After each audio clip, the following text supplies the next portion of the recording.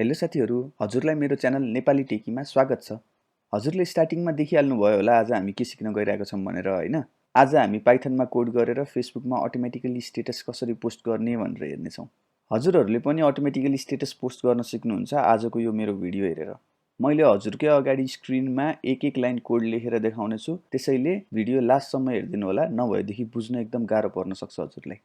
अनि साथी मेरो च्यानलमा फर्स्ट टाइम आउँदै हुनुहुन्छ भने प्लिज च्यानललाई सब्स्क्राइब गरिदिनु होला र घण्टी बजाउन चाहिँ नबिर्सिनु नि। म यस्तै युजफुल प्रोग्रामिङ रिलेटेड र टेक्नोलोजी रिलेटेड ट्रिक्सहरुको भिडियो रेगुलरली अपलोड गर्छु।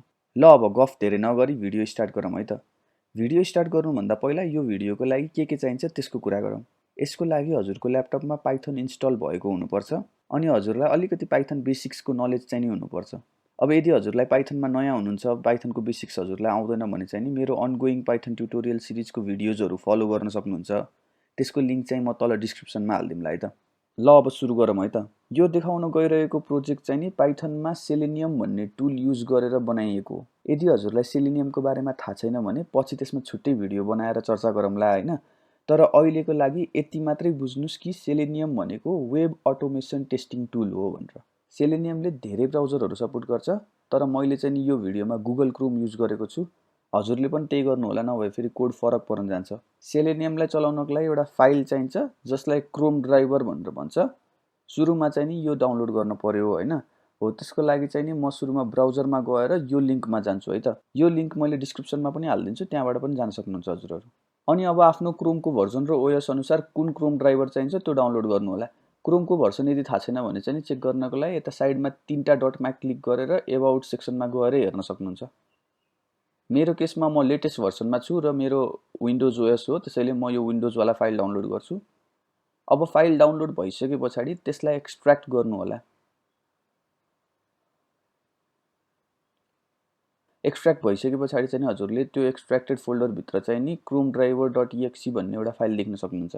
हो अब यसलाई यतिकै छाड्दिनु अहिलेको लागि। म चाहिँ नि आजको कोड लेख्नको लागि डेस्कटपमा एउटा नयाँ फोल्डर बनाउँछु फेसबुक बट भनेर भन्ने।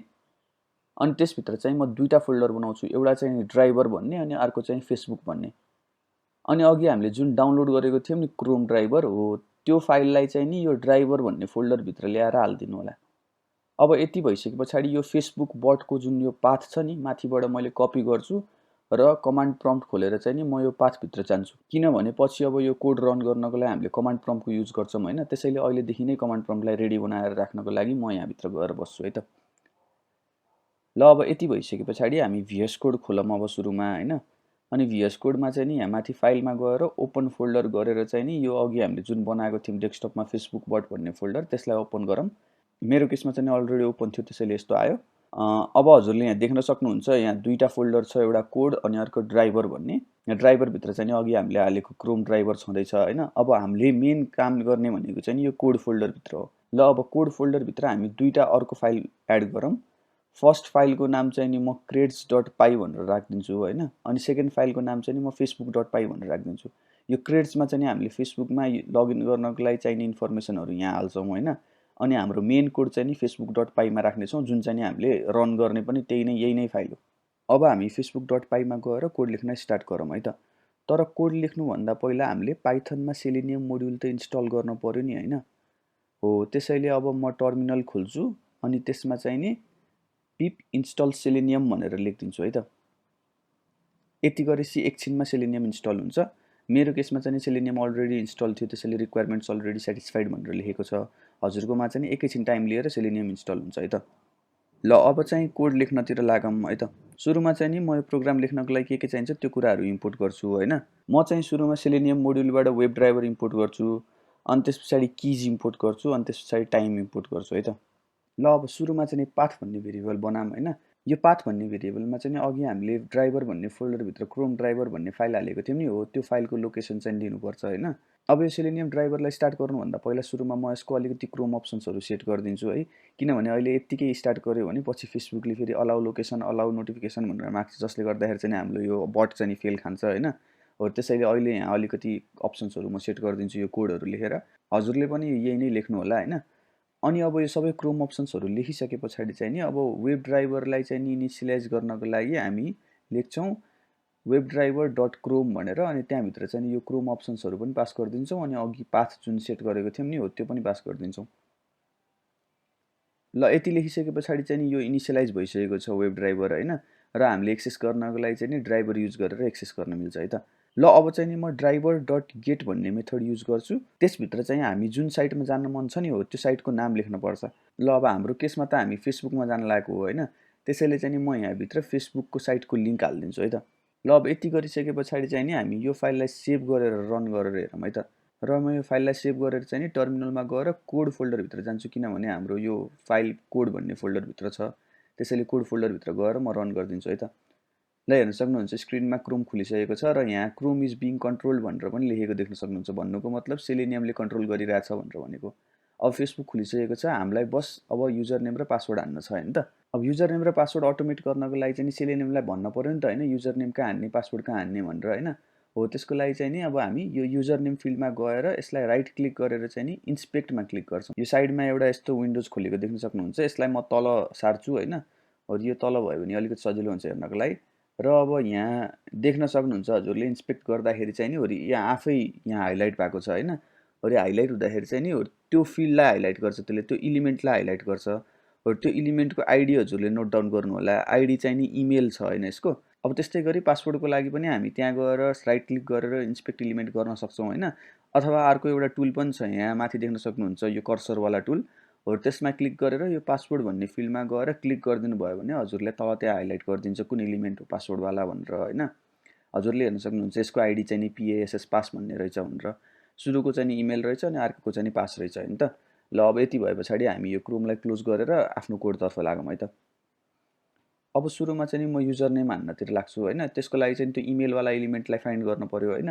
हामीसँग यो ड्राइभरमा एउटा मेथड छ फाइन्ड इलिमेन्ट बाई आइडी भन्ने, म त्यसैको युज गर्छु। त्योभित्र चाहिँ म इमेल राखिदिन्छु। ल अब इलिमेन्ट त भेटियो होइन, तर अब इमेल चाहिँ नि अब के हालिदिउँ त, त्यहाँ टाइप त गर्न पर्यो नि होइन। हो त्यसको लागि चाहिँ नि सबभन्दा सुरुमा त हामीलाई इमेल र पासवर्ड चाहियो। हो त्यसको लागि चाहिँ नि म यो creds.py मा गएर चाहिँ नि इमेल भनेर एउटा भेरिएबल बनाउँछु। अनि त्यसमा चाहिँ नि आफ्नो फेसबुकको इमेल लेख्नु होला हजुरहरूले। अनि त्यस्तै गरी अर्को भेरिएबल पासवर्ड भन्ने बनाउँछु, त्यसमा चाहिँ नि हजुरले आफ्नो फेसबुकको पासवर्ड लेख्नु होला। यो पार्ट चाहिँ नि म हजुरलाई देखाउन है कन्फिडेन्सियल भएको हुनाले। ल अब यति गरिसके पछाडि चाहिँ नि हामी facebook.py मा आऊँ होइन। अब यहाँ चाहिँ नि अघि हामीले जुन creds.py मा चाहिँ नि जुन लेखेको थियौँ नि त्यसलाई इम्पोर्ट गर्नुपर्छ सबभन्दा सुरुमा, त्यसैले माथि गएर चाहिँ नि इम्पोर्ट क्रेड्स गरेर गर्नेछु म। अनि अब त्यस पछाडि चाहिँ नि हामी सेन्ड किजवाला मेथड युज गरेर त्यसमा चाहिँ नि यो क्रेड्सबाट हामीले लिएको इमेल भन्ने भेरिएबललाई चाहिँ नि पास गरिदिन्छौँ। अनि त्यस्तै गरी अब म पासवर्ड पनि लिन्छु। पासवर्डको लागि अघि हजुरलाई याद छ भने PASS थियो त्यसको आइडी होइन, त्यही युज गर्छु म। अनि सिमिलरली अब यसमा पठाउनु पर्दाखेरि चाहिँ नि सेन्ड किजको मेथड युज गरेर त्यसमा चाहिँ नि क्रेड्सबाट पासवर्ड भन्ने भेरिएबल लिएर पठाइदिन्छु है त। अनि अब त्यस पछाडि चाहिँ नि अब हामीले सेन्ड किज लेखेर किज डट रिटर्न गरिदिन्छु म। त्यो भन्नुको मतलब चाहिँ नि हामीले किबोर्डमा इन्टर प्रेस गरे जस्तै यो सेलेनियमले आफैले इन्टर प्रेस गरिदिन्छ क्या। ल अब यति भइसके पछाडि हाम्रो कोड रन गरेर हेरौँ है त। फेरि अब लगइनसम्म चाहिँ नि हामीले लेखिसकेको छौँ, लगइन हुन्छ कि हुँदैन त्यो चेक गरौँ है त। ल अब देख्न सक्नुहुन्छ हजुरले क्रोम आफै खुलेर facebook.com खोलेर त्यसमा मेरो युजर नेम र पासवर्ड हालेर लगइन पनि भएको छ सक्सेसफुल्ली होइन त। ल यहाँसम्म चाहिँ हाम्रो कोड काम गरेको छ। अब हामीलाई गर्नुपर्ने भनेको स्टेटसमा केही लेखेर स्टेटस पोस्ट गर्नुपर्ने मात्रै होइन त। हो त्यसको लागि पनि अब सेलेनियमलाई त भन्न त पर्छ नि त कहाँ स्टेटस लेख्ने भनेर। अब जहाँ पाए त्यही त लेख्न मिलेन, यो स्टेटस लेख्ने ठाउँमै गएर लेख्न पर्यो होइन।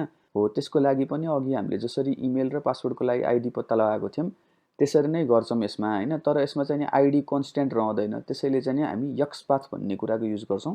अब चाहिँ नि कोड म अलि फास्ट फरवर्ड गरेर देखाउँछु किनभने प्रोसेस एकदम सिमिलर छ अहिलेको जस्तै होइन। हजुरलाई पुरै कोड हेर्नको लागि चाहिँ नि यो मेरो भिडियो हेरेर फलो गर्न सक्नु भएन भने तल गिटहबको लिङ्क पनि राखिदिनेछु, त्यहाँ गएर कोड कपी गर्न पनि सक्नुहुन्छ है त। म चाहिँ नि अब यो ट्युटोरियल पर्पजको लागि आफ्नो पर्सनल एकाउन्टमा पोस्ट नगरिकन यो मेरो फेसबुक पेज नेपाली टेकीमा पोस्ट गर्छु है। हजुरहरूले चाहिँ नि अब यो 2 लाइनको कोड स्किप गरेर आफ्नो पर्सनल एकाउन्टमै पोस्ट गर्न पनि सक्नुहुन्छ। ल अब स्टेटस पोस्ट गर्नको लागि चाहिँ नि मैले त्यसको इलिमेन्ट खोज्नु पर्यो पहिला होइन। हो त्यसको लागि चाहिँ नि मैले फाइन्ड इलिमेन्ट बाई एक्सपाथ भन्ने मेथड युज गरेर यसमा चाहिँ नि यो एक्सपाथ पठाएको छु। हजुरले पनि ठ्याक्कै यही डिटो एक्सपाथ पठाइदिनु होला। अनि त्यस पछाडि चाहिँ नि मैले सेन्ड किज भन्ने मेथड युज गरेर hello everyone this status is posted by but भनेर लेखेको छु। यदि हजुरहरूले मेरो फेसबुक पेज फलो गर्नुहुन्छ भने यो स्टेटस अलरेडी हजुरले देखिसक्नु भएको छ होला। अनि अब त्यस पछाडि चाहिँ नि मैले एउटा सिम्पल फर लुप युज गरेर यो साइटमा जतिवटा पनि बटन छन् नि हैन, हो यो सबै बटनहरू फेच गरेर यो बटनहरू मध्ये पोस्ट लेखेको बटनलाई चाहिँ नि खोजेर क्लिक गर्छु। हजुरले पनि यही नै गर्नु होला हैन। अनि अब यो ओभरअल प्रोसेसमा चाहिँ नि बीचबीचमा एकैछिन स्लिपहरू हाल्दिएको छु मैले, ताकि यो पेज राम्रोसँग लोड हुनलाई टाइम पुगोस् भनेर। ल अब यति गरिसके पछाडि फाइनली हाम्रो कोड सकियो हैन। अब फाइनली मोमेन्ट अफ ट्रुथ आयो।